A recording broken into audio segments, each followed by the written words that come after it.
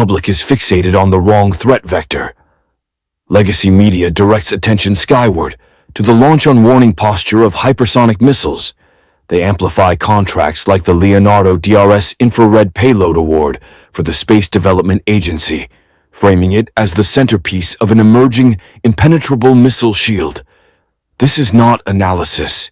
It is misdirection. An impenetrable defense does not guarantee security. It is a mathematical certainty that it incentivizes adversaries to abandon the kinetic domain entirely. The cost of a direct military confrontation becomes infinite. The rational actor does not attack the shield. They attack the system that powers it. The true vector is not loud, it is silent. CSIS and RUSI wargame scenarios consistently identify the primary asymmetric liability, the physical infrastructure of data. Thousands of miles of undersea fiber optic cables that constitute the central nervous system of Western finance. Not a single source provided by mainstream outlets addresses this. The weapon is not a warhead.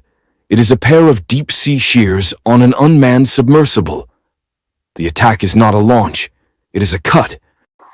This protocol has a name: creating the blind Leviathan. A state with unmatched military power, rendered inert.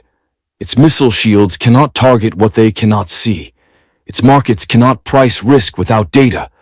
Its banks cannot clear transactions without connectivity. It is the ultimate systemic checkmate.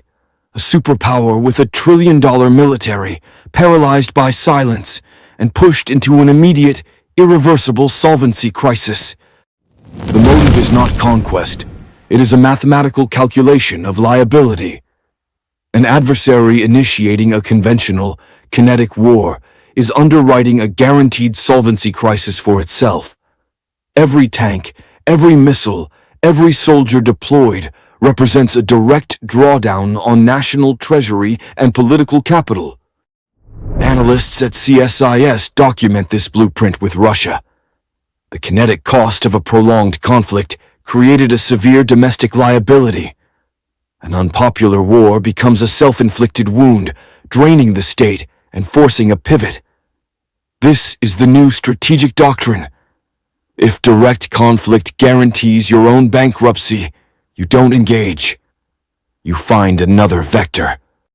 Adversaries observe the United States executing two contradictory protocols simultaneously. First, the development of impenetrable military shields with assets like the Leonardo DRS infrared payloads, source number 1, making a kinetic strike a zero-return investment. The front door is being reinforced with layers of titanium. Second, they observe the foundation of the nation rotting. They don't need to read intelligence briefs.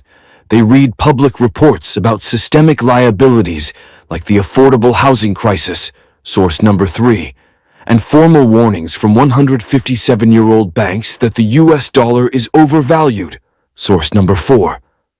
This is a mathematical incentive to pivot. The weakness forces the asymmetric pivot. Why spend trillions to breach a shield when you can spend millions to trigger a liquidity crisis? The motive is efficiency. The vector becomes volatile energy markets, source number 2, and dollar stability.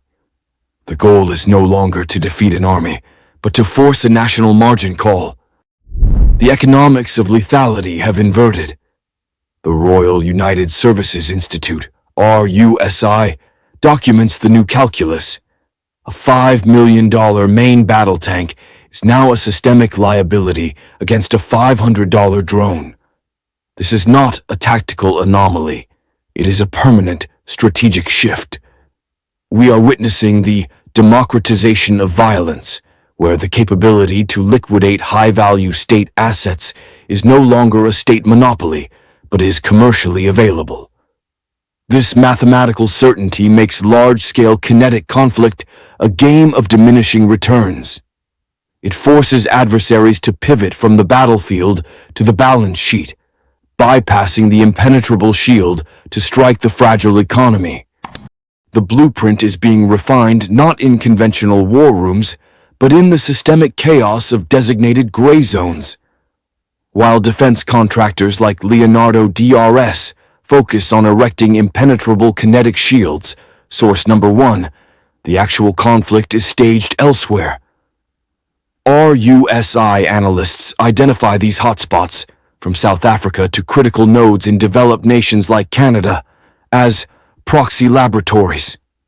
This is where asymmetric economic warfare is beta tested. Adversaries leverage volatile energy markets, source number 2, to stress test social cohesion and logistical solvency at a low kinetic cost. This is not a mistake, it's a feature.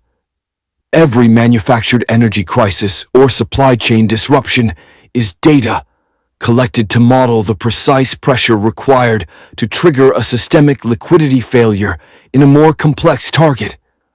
The goal is not regional conquest, it is a live-fire drill for a solvency crisis. The launch-on-warning doctrine is not a strategy, it is a mathematical protocol dictated by physics. Once an adversary's ICBM launch is detected, the flight time to impact is approximately 30 minutes. The protocol is to launch a retaliatory strike before those incoming warheads can destroy your own nuclear arsenal on the ground. It is a cold, zero-sum calculation to guarantee second strike capability. There is no time for debate. This entire early warning architecture, from the advanced space-based infrared payloads mentioned in the Leonardo DRS filings, source number 1, down to the ground radar, is a digital system. This creates a systemic vulnerability. An adversary no longer needs to incur the kinetic cost of a real launch. They can instead execute a targeted cyber attack to blind the network. This triggers the fog of digital war. In the command bunker, the screens go black. The commander is now forced into a decision matrix with incomplete data. Is this a system failure, or is this a sophisticated electronic warfare attack designed to mask an incoming decapitation strike? As analysts at CSIS confirm, the protocol is unforgiving. Waiting to regain sight could be fatal. The system is designed to default to the worst-case scenario. The ultimate fear is not the launch itself, but the dilemma. Forcing the commander to make that choice based on fear is the attack. The goal is not nuclear exchange, it is to trigger a systemic solvency crisis. The threat alone, the digital fog, is enough to shatter markets and trigger a global liquidity event. This is the blueprint for asymmetric warfare in the 21st century. Attacking the economy by leveraging the protocols of war. The precursor event will not be an invasion. It will be a calibration shot to measure systemic brittleness. War game simulations by analysts at RUSI and CSIS indicate a high probability of a coordinated, non-kinetic event targeting a dual-use logistics and financial hub within the next 12 months. The vector will be a cascading failure originating in the digital control systems of the Port of New York and New Jersey, timed to coincide with a manufactured software glitch in a primary financial data center in the same region. The event will be publicly attributed to faulty infrastructure or an unverified solar flare. The objective is not destruction, but data collection, measuring the lag time between system failure, political response, and the resulting liquidity contraction in capital markets. It is the dry run for a full-spectrum solvency attack,